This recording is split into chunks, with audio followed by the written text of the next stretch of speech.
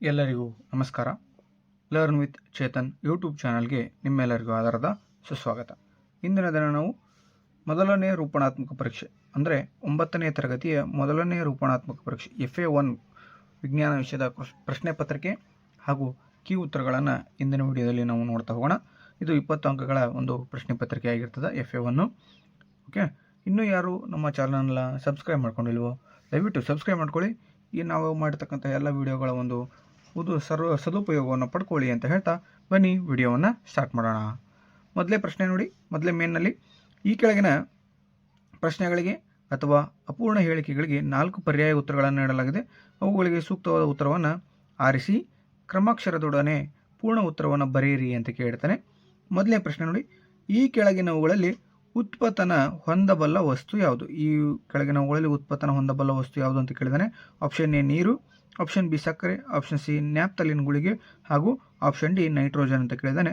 Answer option C naphthalene ಗುಳಿಗೆ ಅನ್ನೋದು ಸರಿಯಾದ ಉತ್ತರ ಆಗ್ತದೆ. ನ್ಯಾಪ್ತಲಿನ್ ಗುಳಿಗೆ ಅಂದರೆ ನಾವು ಸಾಮಾನ್ಯವಾಗಿ ಇವುಗಳಿಗೆ ಡಂಬರ್ ಗುಳಿಗೆ ಅಂತ ಕರಿತೇವೆ. ಓಕೆನಾ, ಬಟ್ಟೆಗಳಲ್ಲಿ ಆಗಿರ್ಬೋದು, ಬಾತ್ರೂಮ್ಗಳಲ್ಲಿ ಆಗಿರ್ಬೋದು ಇವುಗಳನ್ನು ಇಟ್ಟಿರೋದನ್ನು ನಾವು ನೋಡ್ತೀವಿ. ಸ್ವಲ್ಪ ದಿನಗಳ ಕಾಲ ತಿರುಗಿ ನೋಡಿದ್ರೆ ಅಲ್ಲಿ ಆ ಗುಳಿಗೆಗಳು ಇರೋದಿಲ್ಲ. ಎಲ್ಲಿ ಹೋಗಿರ್ತಪ್ಪ ಅಂದರೆ ಅವು ಈ ಒಂದು ಘನಸ್ಥಿತಿಯಿಂದ ಡೈರೆಕ್ಟಾಗಿ ಏನಾಗಿರ್ತಪ್ಪ ಅಂದರೆ ಉತ್ಪತನವನ್ನು ಹೊಂದ್ಬಿಟ್ಟಿರ್ತಾವೆ. ಓಕೆನಾ, ನೆನಪಲ್ಲಿ ಇಟ್ಕೊಳ್ರಿ, ನ್ಯಾಪ್ತಲಿನ್ ಗುಳಿಗೆ ಅಂತ ಕರಿತೇವೆ ನಾವು. ನೆಕ್ಸ್ಟು ಎರಡನೇ ಪ್ರಶ್ನೆ ನೋಡಿ, 100 ಡಿಗ್ರಿ ಸೆಲ್ಸಿಯಸ್ ತಾಪದಲ್ಲಿ ನೀರಿನ ಭೌತಿಕ ಸ್ಥಿತಿ ಯಾವುದು ಅಂತ ಕೇಳಿದೆ. 100 ಡಿಗ್ರಿ ಸೆಲ್ಸಿಯಸ್ನಲ್ಲಿ ನೀರಿನ ಭೌತಿಕ ಸ್ಥಿತಿ ಆಪ್ಷನ್ ಬಿ ಅನಿಲ ಅನ್ನೋದು ಸರಿಯಾದ ಉತ್ತರ ಆಗ್ತದೆ. ಆಪ್ಷನ್ ಬಿ ಅನಿಲವಾಗಿರ್ತದೆ 100 ಡಿಗ್ರಿ ಸೆಲ್ಸಿಯಸ್ನಲ್ಲಿ. ಮೂರನೇ ಪ್ರಶ್ನೆ, 1 ಅಂಕದ ಪ್ರಶ್ನೆಗಳು ಇವಾಗಿರ್ತವೆ. ಮೂರನೇ ಪ್ರಶ್ನೆ ನೋಡಿ, ಜವದ ಅಂತಾರಾಷ್ಟ್ರೀಯ ಏಕಮಾನ ಯಾವುದು? ಜವದ ಅಂತಾರಾಷ್ಟ್ರೀಯ ಏಕಮಾನ ಯಾವುದು ಅಂತ ಇದೆ.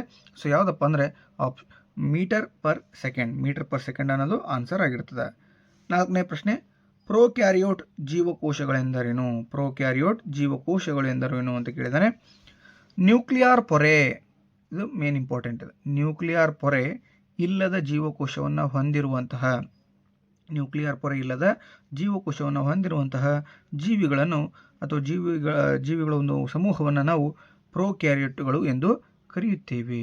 ಇದು ವೆರಿ ವೆರಿ ಇಂಪಾರ್ಟೆಂಟ್, 1 ಮಾರ್ಕಿಗೆ ಇಂಪಾರ್ಟೆಂಟ್ ಆಗಿರ್ತದೆ ಪ್ರಶ್ನೆ. ಇನ್ನು ಮುಂದಿನ ಪ್ರಶ್ನೆ ನೋಡ್ತಾ ಹೋಗೋಣ. 2-3 ವಾಕ್ಯಗಳಲ್ಲಿ ಉತ್ತರಿಸಿ ಪ್ರಶ್ನೆಗಳು. 5ನೇ ಪ್ರಶ್ನೆ ನೋಡಿ, ಉತ್ಪತನ ಎಂದರೇನು ಅಂತ ಕೇಳಿದಾನೆ. ಓಕೆನಾ, ಆನ್ಸರ್ ನೋಡ್ತಾ ಹೋಗೋಣ.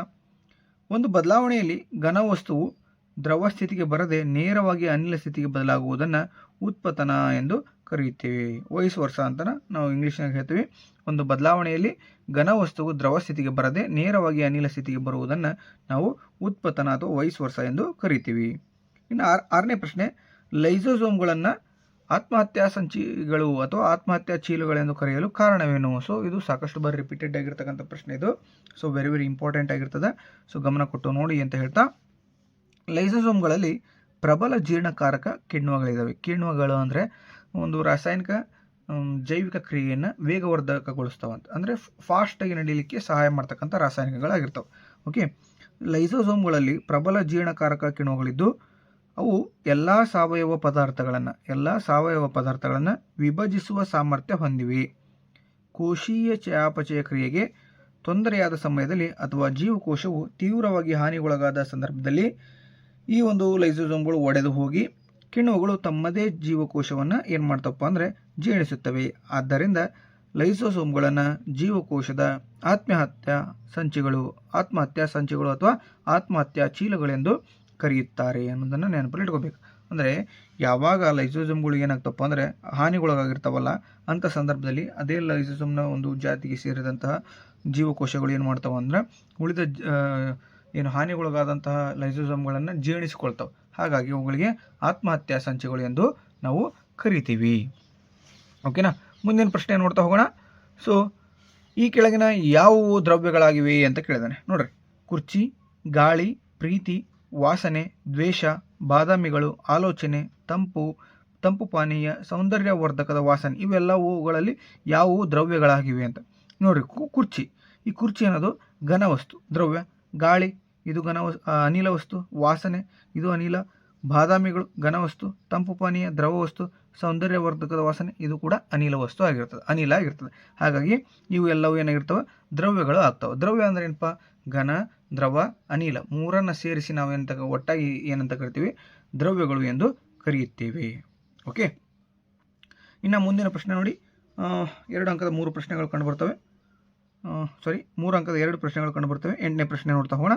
ಏಕರೂಪ ಚಲನೆ ಮತ್ತು ಏಕರೂಪವಲ್ಲದ ಚಲನೆಗಳಿರುವ ವ್ಯತ್ಯಾಸಗಳು ಯಾವುವು ಅಂತ ಕೇಳಿದ್ದಾನೆ. ಏಕರೂಪ ಚಲನೆ ಮತ್ತು ಏಕರೂಪವಲ್ಲದ ಚಲನೆಗಳಿರುವ ವ್ಯತ್ಯಾಸ ಯಾವುವು ಅಂತ ಹೇಳಿದ್ದಾನೆ. ಆನ್ಸರ್ ನೋಡ್ತಾ ಹೋಗೋಣ. ಏಕರೂಪ ಚಲನೆ ವ್ಯತ್ಯಾಸಗಳನ್ನು ನೋಡ್ತಾ ಹೋಗೋಣ. ಸೊ ಏಕರೂಪ ಚಲನೆಯಲ್ಲಿ ಮೊದಲೇ ಪಾಯಿಂಟು, ಕಾಯವು ಸಮಕಾಲಾವಧಿಗಳಲ್ಲಿ ಸಮದೂರಗಳನ್ನು ಕ್ರಮಿಸಿದರೆ ಅದನ್ನು ಏಕರೂಪ ಚಲನೆ ಎಂದು ಕರೆಯುತ್ತೇವೆ. ನೋಡಿರಿ, ಕಾಯವು ಒಂದು ಕಾಯ ಐತಿ, ಯಾವುದು ಅಂತ ಗೊತ್ತಿಲ್ಲ. ಸೊ ಓಕೆ, ಆ ಒಂದು ಕಾಯವು ಸಮಾನ ಕಾಲಾವಧಿಯಲ್ಲಿ ಸಮಾನ ದೂರಗಳನ್ನು ಕ್ರಮಿಸಿದರೆ ಅದಕ್ಕೆ ನಾವು ಏನಂತ ಕರಿತೀವಪ್ಪ ಅಂದರೆ ಏಕರೂಪ ಚಲನೆ ಎಂದು ಕರಿತೀವಿ. ಅದೇ ರೀತಿ ಏಕರೂಪವಲ್ಲದ ಚಲನೆ ಅಂದರೆ ಕಾಯವು ಸಮಕಾಲಾವಧಿಗಳಲ್ಲಿ ಅಸಮ ದೂರವನ್ನು, ಅಂದರೆ ಇಂತಿಷ್ಟು ಟೈಮ್ಗೆ ಬೇರೆ ಬೇರೆ ರೀತಿಯ ವೇಗವನ್ನು ದೂರವನ್ನು ಕ್ರಮಿಸಿದರೆ ಅದನ್ನು ನಾವು ಎಂತ ಕರಿತೀವಿ, ಏಕರೂಪವಲ್ಲದ ಚಲನೆ ಎಂದು ಕರೆಯುತ್ತೇವೆ.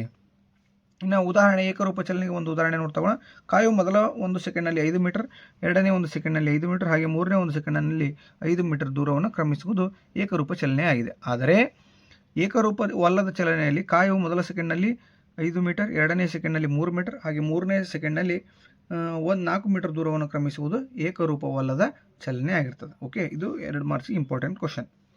ಇನ್ನು ನೆಕ್ಸ್ಟ್ ಮುಂದಿನ ಪ್ರಶ್ನೆ ನೋಡ್ತಾ ಹೋಗೋಣ. ಬಾಷ್ಪೀಕರಣದ ಮೇಲೆ ಪ್ರಭಾವ ಬೀರುವ ಅಂಶಗಳು ಯಾವುವು? ಬಾಷ್ಪೀಕರಣದ ಮೇಲೆ ಪ್ರಭಾವ ಬೀರುವ ಅಂಶಗಳು ಯಾವುವು ಅಂತ ಕೇಳಿದೆ. ಓಕೆ, ಏನಪ್ಪ ಬಾಷ್ಪೀಕರಣ ಮೇಲೆ ಪ್ರಭಾವ ಬೀರ್ತಕ್ಕಂಥ ಅಂಶಗಳು? ಒಂದು, ಬಾಷ್ಪೀಕರಣವು ಮೇಲ್ಮೈ ಮೇಲೆ ನಡೆಯುವ ವಿದ್ಯಮಾನವಾಗಿದೆ. ಯಾವುದೇ ಒಂದು ವಸ್ತುಗಳ ಮೇಲ್ಮೈ ಮೇಲೆ ನಡೀತಕ್ಕಂಥ ವಿದ್ಯಮಾನವಾಗಿದೆ. ಹಾಗಾದರೆ ಇದರ ಒಂದು ಮೇಲ್ಮೈ ವಿಸ್ತೀರ್ಣ ಹೆಚ್ಚಾದಂತೆ ಬಾಷ್ಪೀಕರಣದ ದರವು ಕೂಡ ಏನಾಗ್ತೈತಪ್ಪ ಅಂದರೆ ಹೆಚ್ಚಾಗ್ತದೆ. ಓಕೆ, ಬಾಷ್ಪೀಕರಣವು ಒಂದು ಮೇಲ್ಮೈ ಮೇಲೆ ನಡೀತಕ್ಕಂಥ ವಿದ್ಯಮಾನವಾಗಿರೋದ್ರಿಂದ ಮೇಲ್ಮೈ ವಿಸ್ತೀರ್ಣ ಹೆಚ್ಚಾದಂಗೆ ಆಟೋಮೆಟಿಕ್ಲಿ ಬಾಷ್ಪೀಕರಣದ ದರನೂ ಕೂಡ ಏನಾಗೈತಿ ಹೆಚ್ಚಾಗ್ತದೆ. ಫಾರ್ ಎಕ್ಸಾಂಪಲ್, ಈಗ ನಾವು ಒಂದು ಒಗೆದ ಬಟ್ಟೆಯನ್ನು ಹಾಗೆ ಹಾಕಿದರೆ ಅದು ಬೇಗ ಒಣಗೋದಿಲ್ಲ. ಅದನ್ನು ನಾವೇನು ಮಾಡ್ತೀವಿ, ಬಿಡಿಸಿ ಹಾಕ್ತೀವಿ. ಓಕೆ, ಬಿಡಿಸಿ ಹಾಕಿದಾಗ ಏನಾಗ್ತದೆ, ಆಟೋಮೆಟಿಕ್ಲಿ ಆ ಒಂದು ಬಟ್ಟೆ ಮೇಲ್ಮೈನ ವಿಸ್ತೀರ್ಣ ಏನಾಗ್ತೈತಿ ಹೆಚ್ಚಾಗ್ತದೆ. ಹೆಚ್ಚಾದಾಗ ಆಟೋಮೆಟಿಕ್ಲಿ ಏನಾಗ್ತದಪ್ಪ ಅಂದರೆ ಈಸಿಯಾಗಿ ಬೇಗ ಒಣಗ್ತದೆ. ಇನ್ನು ತಾಪ ಹೆಚ್ಚಾದಂತೆ ಬಾಷ್ಪೀಕರಣದ ದರವು ಹೆಚ್ಚಾಗುತ್ತದೆ. ಅಂದರೆ ಟೆಂಪ್ರೇಚರ್ ಎಷ್ಟು ಜಾಸ್ತಿ ಆಗ್ತಾ ಹೋಗ್ತದಲ್ಲ ಅಷ್ಟು ಏನಾಗುತ್ತೆ, ಬಾಷ್ಪೀಕರಣದ ದರವು ಹೆಚ್ಚಾಗ್ತಾ ಹೋಗ್ತದೆ. ಇನ್ನು ಆರ್ದ್ರತೆಯ ಪ್ರಮಾಣ ಗಾಳಿಯಲ್ಲಿ ಹೆಚ್ಚಿದ್ದರೆ ಬಾಷ್ಪೀಕರಣದ ದರವು ಕಡಿಮೆ ಆಗ್ತದೆ. ಆರ್ದ್ರತೆ ಅಂದ್ರೆ ಏನು? ವಾತಾವರಣದಲ್ಲಿನ ನೀರಾವಿಯ ಪ್ರಮಾಣವನ್ನು ನಾವು ಆರ್ದ್ರತೆ ಅಂತ ಕರಿತೀವಿ. ಈ ಪ್ರಮಾಣದಲ್ಲಿ ಹೆಚ್ಚಿದ್ರೆ ಅಂದರೆ ಗಾಳಿಯಲ್ಲಿ ನೀರಾವಿಯ ಪ್ರಮಾಣ ಹೆಚ್ಚಿದ್ರೆ ಆಟೋಮೆಟಿಕ್ಲಿ ಏನಾಗ್ತದೆ, ಬಾಷ್ಪೀಕರಣದ ದರ ಕಡಿಮೆ ಆಗ್ತದೆ. ಗಾಳಿಯಲ್ಲಿ ನೀರಾವಿಯ ಪ್ರಮಾಣ ಕಡಿಮೆ ಇದ್ರೆ ಬಾಷ್ಪೀಕರಣದ ದರ ಏನಾಗ್ತೈತಿ, ಆಟೋಮೆಟಿಕ್ಲಿ ಹೆಚ್ಚಾಗ್ತದೆ.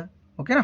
ಇನ್ನು ನೆಕ್ಸ್ಟ್ ನೋಡಿ, ಗಾಳಿಯ ವೇಗ ಹೆಚ್ಚಾಗಿದ್ದಾಗ ಬಾಷ್ಪೀಕರಣದ ದರವು ಹೆಚ್ಚಾಗಿರ್ತದೆ. ಗಾಳಿಯ ವೇಗ ಅಂದರೆ ಹೆಚ್ಚಿನ ವೇಗದಲ್ಲಿ ಗಾಳಿ ಬೀಸ್ತಾ ಇದ್ದರೆ ಹೆಂಗೆ ಬಟ್ಟೆಗಳು ವೇಗವಾಗಿ ಒಣಗ್ತಾವಲ್ಲ ಆ ರೀತಿ ಗಾಳಿಯ ವೇಗ ಜಾಸ್ತಿ ಇದ್ದಾಗ ಬಾಷ್ಪೀಕರಣದ ದರವು ಕೂಡ ಏನಾಗ್ತದಪ್ಪ ಅಂತ ಹೆಚ್ಚಾಗ್ತದೆ. ಇನ್ನು ನೆಕ್ಸ್ಟ್ ನೋಡಿ, ಪ್ರಾಣಿ ಜೀವಕೋಶದ ಚಿತ್ರವನ್ನು ಬರೆದು ಈ ಭಾಗಗಳನ್ನು ಗುರುತಿಸಿ ಎಂದು ಕೇಳಿದ್ದಾನೆ. ಸೊ ಪ್ರಾಣಿ ಜೀವಕೋಶದ ಚಿತ್ರ ಈ ರೀತಿಯಾಗಿರ್ತದೆ ನೋಡಿ. ಓಕೆ, ಪ್ರಾಣಿ ಜೀವಕೋಶದ ಚಿತ್ರ. ಸೊ ಇಲ್ಲಿದೆ ಅಲ್ಲ, ಇದು ಕೋಶಪೊರೆ ಅಂತ ಕರಿತೀವಿ.